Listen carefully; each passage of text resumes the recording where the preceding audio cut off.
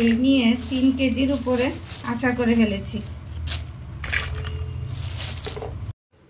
আচারে আমি কি কি ব্যবহার করি সেটাই তোমাদের সাথে আজকে শেয়ার করব।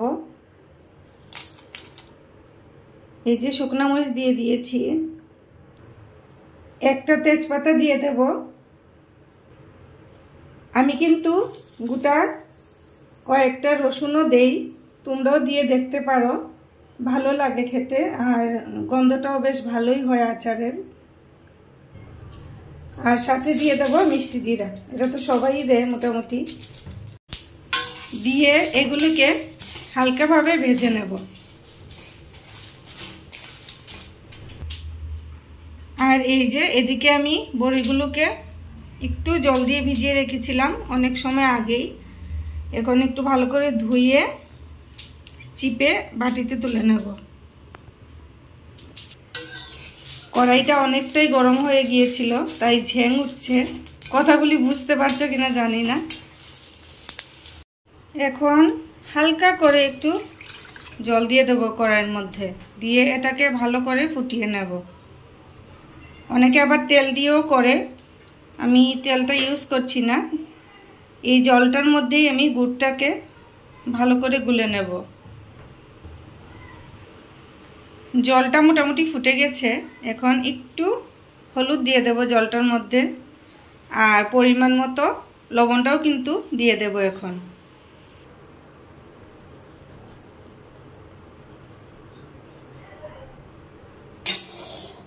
দিয়ে ভালো করে একটু নেড়ে চেড়ে মিশিয়ে নেব।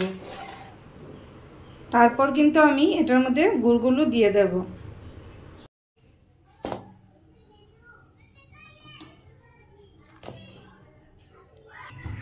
গুড়গুলো কিন্তু ভালোভাবে এই যে হয়ে গেছে। এখন আমি বড়িগুলোকে অল্প অল্প করে দিয়ে দেব।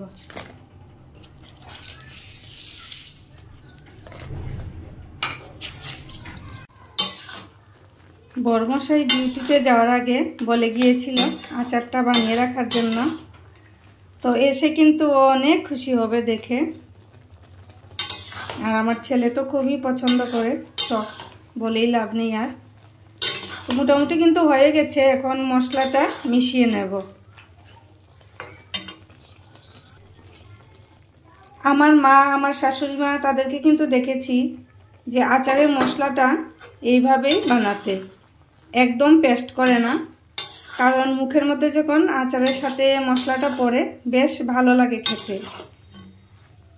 তো আমিও এমনভাবেই বানাই, সেই জন্য একটু সময় রেখে দিলে ঠান্ডা হলে আচারটা কিন্তু একদম জমে যাবে। এখন বোঝা যাচ্ছে না, মোটামুটি হয়ে গেছে। কিন্তু